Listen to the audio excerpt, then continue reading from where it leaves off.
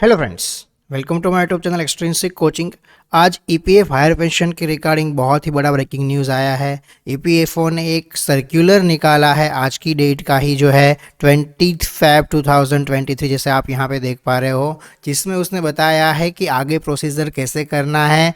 जो कोर्ट ने ऑर्डर दिया है उसके ऊपर आपका एम्प्लॉयर को कैसे एक्ट करना है और आपके लिए क्या क्या आगे प्रोसीजर है। 29 दिसंबर को पहला सर्कुलर आया था, 5 जनवरी को दूसरा सर्कुलर आया था और 20 Feb 2023 को ये तीसरा सर्कुलर है ईपीएफ हायर पेंशन के रिगार्डिंग, जिसके बारे में हम आज बात करने वाले हैं। ये पूरा सर्कुलर बहुत ही ईजी लैंग्वेज में, हिंदी में मैं आपको एक्सप्लेन करूंगा। इसमें जो लिखा हुआ है, क्या लिखा हुआ है, आपके लिए क्या काम का है, सारी बातें जो है हम आज इस वीडियो में करने वाले हैं। तो अगर आपने मेरे चैनल को सब्सक्राइब नहीं किया है तो फटाफट सब्सक्राइब कर दीजिए। इस वीडियो को लाइक नहीं किया है तो फटाफट लाइक कर दीजिए और अपने मैक्सिमम फ्रेंड्स के साथ शेयर करना मत भूलना फ्रेंड्स। तो चलिए स्टार्ट करते हैं। तो ये ईपीएफओ जो है उसका ये पेंशन के रिगार्डिंग ये सर्कुलर है जो आज की डेट का है 20 Feb 2023 का। उसमें सब्जेक्ट जो है ये हमें आपको अगर हिंदी में ट्रांसलेट करके बताओ तो विशेष याचिका संख्या जो है मतलब इसे कहते हैं स्पेशल लीव पिटिशन विशेष याचिका संख्या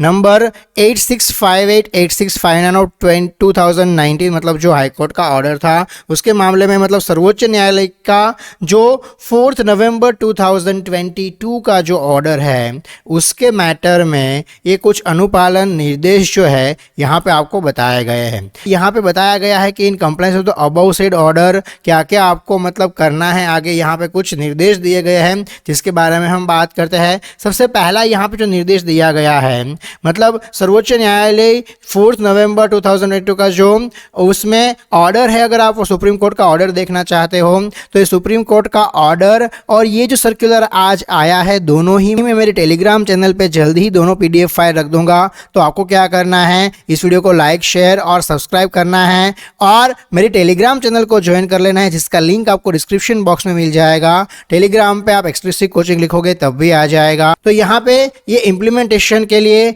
मतलब विद इन द टाइमलाइन कैसे इंप्लीमेंट करना है, उसमें आप देखोगे सर्कुलर जो है सुप्रीम कोर्ट का, उसका पैरा 44 में 3rd, 4th और 5th जो पॉइंट है वो यहाँ पे रिपीट किया हुआ है और उसको इंप्लीमेंट कैसे करना है उसके बारे में जो है वो निर्देश जारी किया गया है।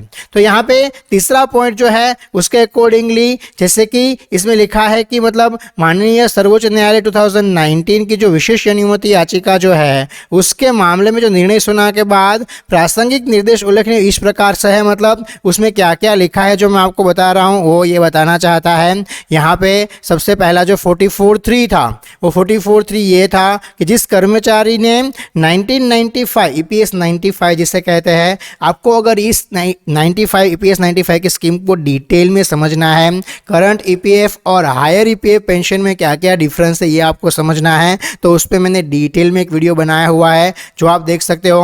हायर पेंशन को कैलकुलेट कैसे करना है, उसका कैलकुलेशन एक्सेल शीट में कैसे होगा, उस पर भी मैंने डिटेल में एक वीडियो बनाया हुआ है, वो भी आप मेरे यूट्यूब चैनल पे देख पाओगे।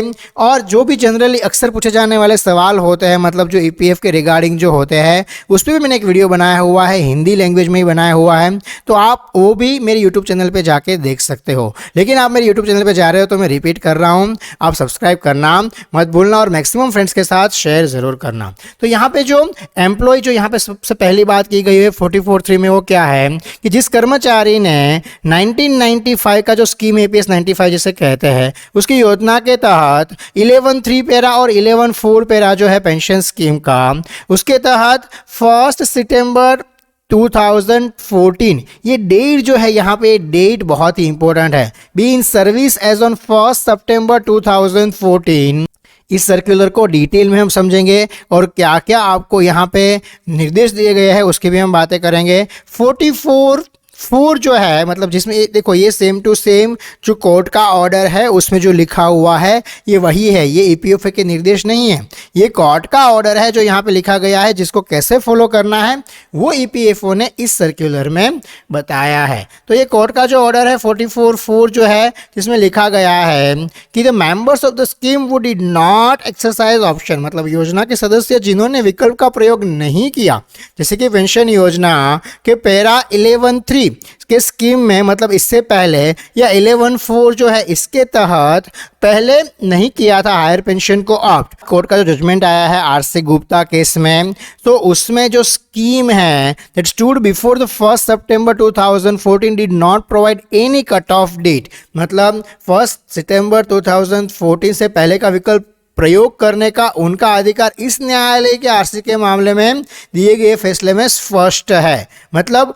1 सितंबर 2014 से पहले कोई योजना की कोई कट ऑफ तिथि प्रदान नहीं की गई थी और इसी प्रकार वे सदस्य योजना के पैरा 11(4) के संदर्भ में विकल्प का उपयोग करने के हकदार होंगे। मतलब इससे पहले अगर आपने हायर पेंशन को ऑप्ट नहीं किया है तो अभी आप हायर पेंशन को ऑप्ट कर सकते हो, इसका कहने का मतलब ये है। तो यहाँ पे जो इंपॉर्टेंट लाइन है वही मैं आपको पढ़ के बता रहा हूँ। So this all the employees did not exercise option but were entitled to do so but could not due to the interpretation on the cut off date by the authorities और to be given a further chance to exercise their option. मतलब पहले 1 September 2014 का option था वो नहीं किया, तो अब जो है उसको मौका मिलना चाहिए। तो नेक्स्ट 4 महीने का जो है ऑप्शन दिया है ईपीएफओ ने कि आप अगले 4 महीने में जो है आप बता सकते हो, लेकिन आपको जो है वो अगले 4 महीने का वेट नहीं करना है। आपका एम्प्लॉयर जब भी डेटा मांग रहा है, आपका एम्प्लॉयर जब भी लास्ट कट ऑफ डेट दे रहा है,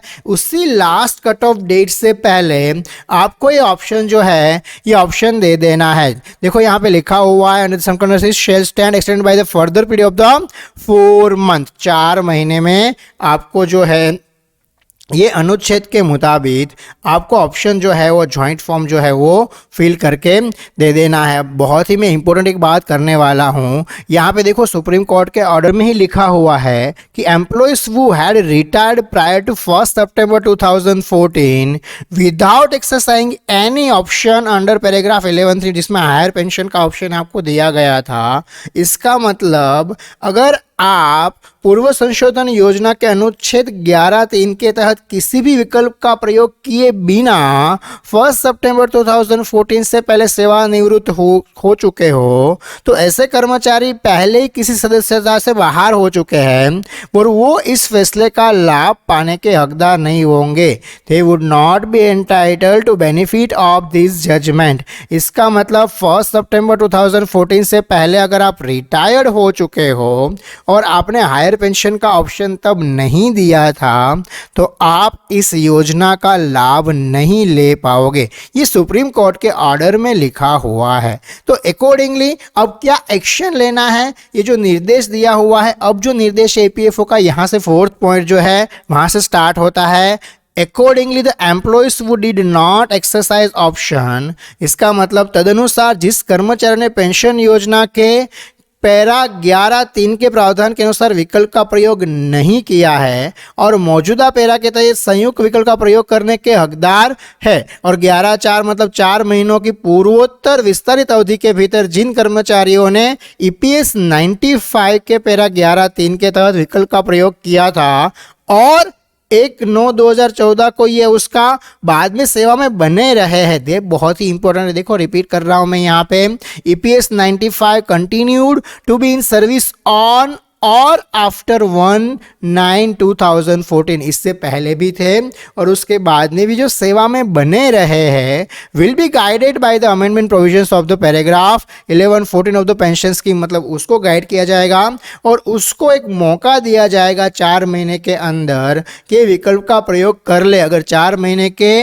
अंदर इस विकल्प का प्रयोग नहीं करेंगे तो उसके बाद ऐसे एम्प्लॉय जो है वो एलिजिबल नहीं होंगे टू एक्सरसाइज ऑप्शन। अगर ये 4 महीने के पीरियड में नहीं किया तो देखिए यहाँ पे ये 4था पॉइंट जो है अगेन यही बता रहा है कि आपको जो है वो जॉइंट फॉर्म फिल करके देना है। आपने पहले हायर ऑप्शन ऑप्ट किया हुआ है या नहीं किया हुआ है, आप 1 सितंबर 2014 के पहले एम्प्लॉय थे और उसके बाद कंटिन्यू हुए हो, तो आपको ये फॉर्म फिल करके देना है, तब आप इस योजना के लिए हकदार हो, मतलब आप एलिजिबल हो। और इसमें क्या है आगे देखिए, यहाँ पे 5th पॉइंट में लिखा हुआ है, सो इसलिए माननीय सर्वोच्च न्यायालय के दिनांक 4 नवंबर 2022 का जो ऑर्डर है उसके अकॉर्डिंगली निम्नलिखित कर्मचारी अपने नियोक्ता के साथ संबंधित क्षेत्रीय कार्यालय को पैरा 11(3) और 11(4) के तहत संयुक्त विकल्प प्रस्तुत कर सकते हैं। जैसे मैंने आपको पहले ही दोनों वीडियो में बताया है, आपको जॉइंट ऑप्शन जो है वो 11(3) और 11(4) के तहत कॉन्सर्न रीजनल ऑफिस जो है वहाँ पे विद देयर एम्प्लॉयर, मतलब आपका एम्प्लॉयर के साथ जॉइंट ऑप्शन फॉर्म जो है वो फिल करके आपको देना होगा। तो कौन सा एम्प्लॉय है? The employees and employer who had contributed under the paragraph 26 of the EPF scheme, मतलब इससे पहले ऐसे एम्प्लॉय जिसने कंट्रीब्यूट किया है पैरा 26(6) के तहत वेतन 5,000 रुपये या 6,500 की प्रचलित वेतन सीमा से अधिक का योगदान दिया था।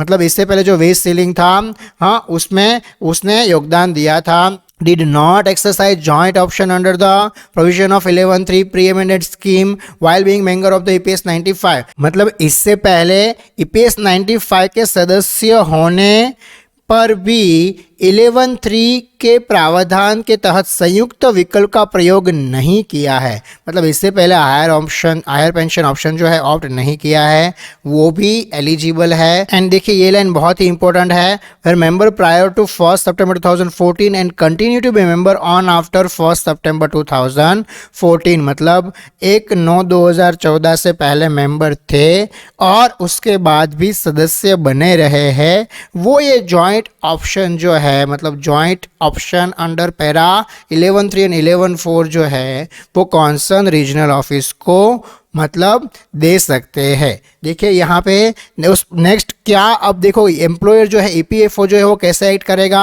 उसके बारे में यहाँ 6 पॉइंट में बताया हुआ है। मतलब ऐसे कर्मचारी जो, मतलब such employee would apply to concern regional office in follow, मतलब ऐसे कर्मचारी कैसे कर सकते हैं। देखिए the request will be made in such form and manner as they may specified by the commissioner, मतलब जैसे आपको कमिश्नर स्पेसिफाई करे वैसे आपको रिक्वेस्ट देना है।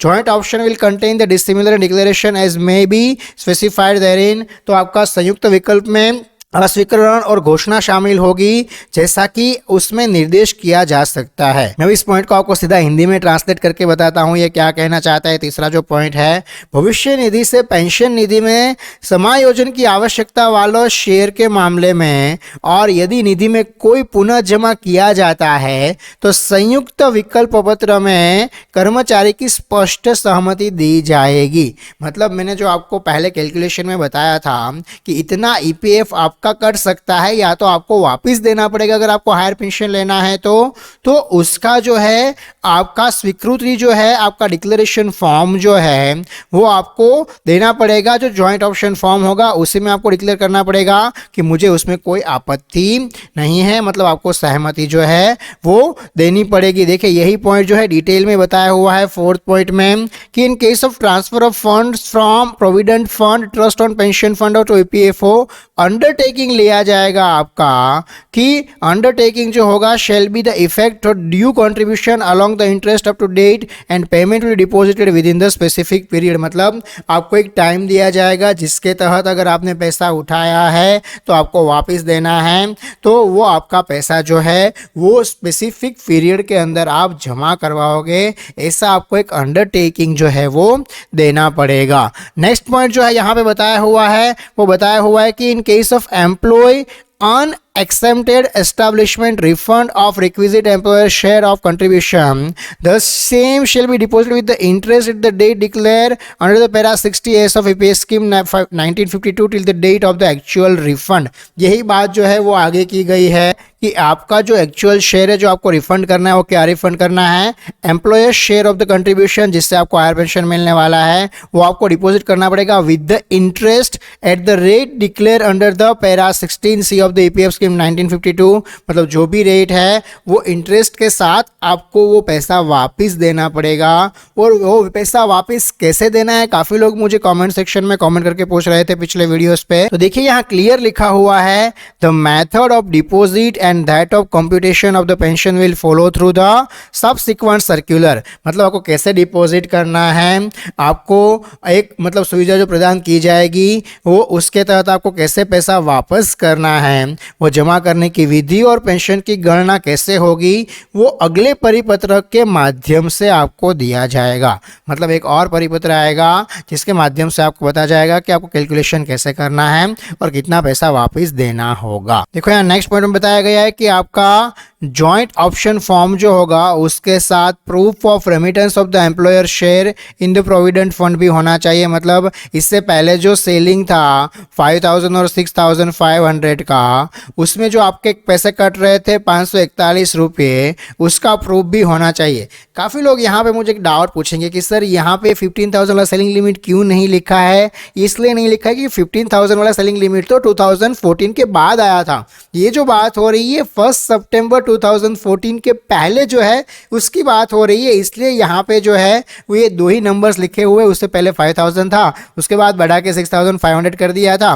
तो यहाँ पे ये 6500 वाला जो आपका कट रहा था, मतलब 541 रुपया, उसका जो प्रूफ है, मतलब आपका ईपीएफ का पासबुक का प्रूफ भी जॉइंट ऑप्शन फॉर्म के साथ आपको सबमिट करवाना होगा और वो भी वेरीफाइड होना चाहिए एम्प्लॉयर से।